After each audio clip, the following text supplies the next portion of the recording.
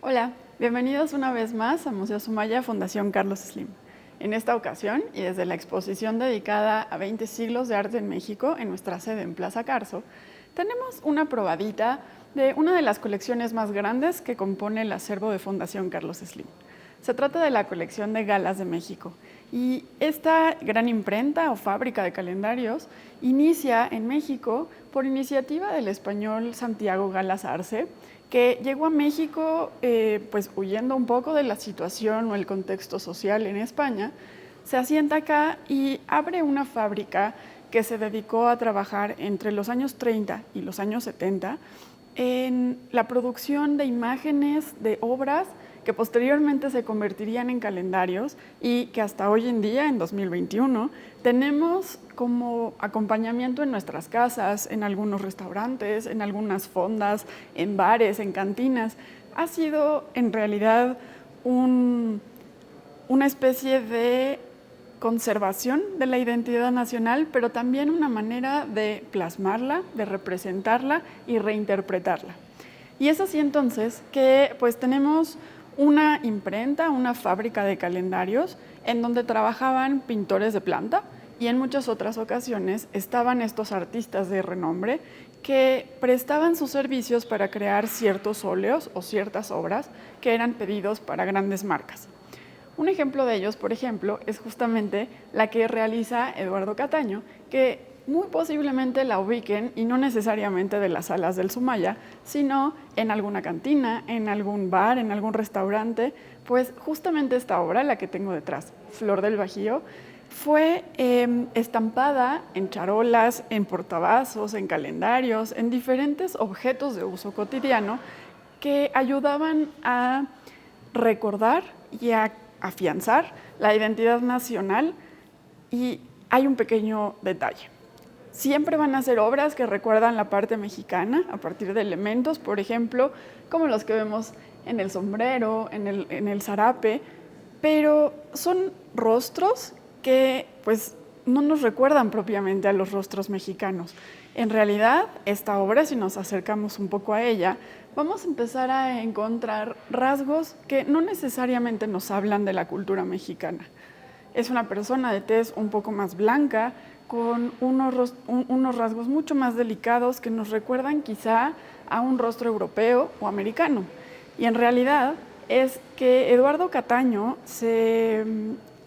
inspiró o tomó como modelo al artista estadounidense Ava Gardner para crear este rostro que se convertiría, irónicamente, en un modelo de identidad nacional a lo largo y ancho de la República Mexicana. ¿Qué es lo que nos recuerda la parte mexicana? Sin duda es el gran colorido que Cataño imprime en sus lienzos.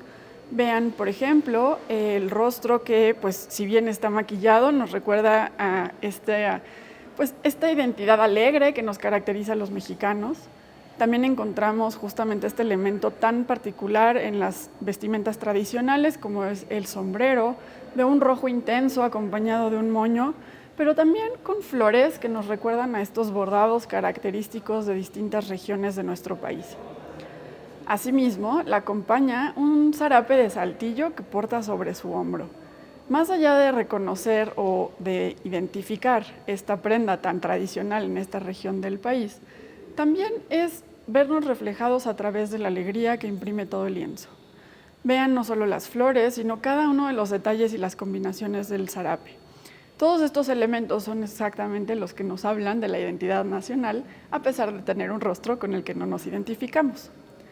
Como les comentaba hace unos momentos, todas estas obras, pero particularmente esta, se volvieron muy común de encontrar en distintos lugares de vida cotidiana, pues una vez que se hacía el óleo, que es justo el que Cataño realizó, pasábamos a crear los negativos y positivos. De esa forma, estas imágenes en blanco y negro nos permitían después integrar o crear distintos productos, como las charolas, que hasta la actualidad podemos encontrar en distintos recintos, pero también estos calendarios de los que comentaba al inicio, en donde la imagen nos acompañaba arriba y decoraba quizá alguna parte de nuestro hogar, pero en la parte de abajo se integraba un santoral que nos servía para poder anotar ya fueran nuestros pendientes, los días de pagos, los días de cumpleaños, cualquier dato que tuviéramos que recordar en una fecha específica. Es también interesante que de pronto son muy reconocibles estas obras por los artistas que las crearon, pero también de pronto nos olvidamos de explorar un poco la vida de los artistas. Y es que justamente Eduardo Cataño lo que hacía era inspirarse en diferentes lugares de la República Mexicana, se ilustraba a partir de libros, de documentos, pero también recorría zonas y tomaba diferentes fotografías que posteriormente utilizaría como inspiración para sus obras. Hay un detalle muy interesante en la vida de Cataño y es que justamente, nació en Nayarit, vivió mucho tiempo en Ciudad de México, aquí estudió en la Academia de San Carlos, pero fue un poco más adelante que conoció a una escritora y una persona muy activa, como muy comprometida con los derechos y con la sociedad mexicana, y fue justamente Margarita Michelena quien se convierte en su esposa, con quien tuvo después 2 hijos, Andrea y Jesús. Pero esta gran mujer mexicana de pronto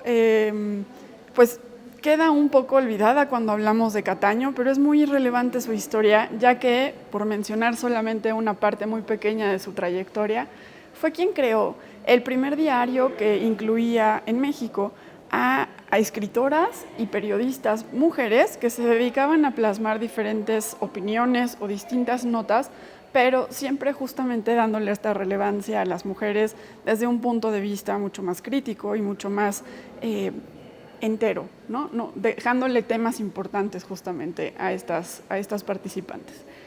Y es así como desde nuestra sede del poniente de la ciudad los invito a recorrer pues no solo esta sede, sino también la del sur, que resguarda toda esta gran colección de calendarios que no solamente nos hablan de nuestra identidad como mexicanos, también nos recuerdan distintos sucesos históricos, pero más allá nos permite adentrarnos a la vida de los artistas que quizá a veces queda un poquito más de lado por fijarnos en sus técnicas, en sus formas, pero no dejan de ser relevantes para la historia de nuestro propio país.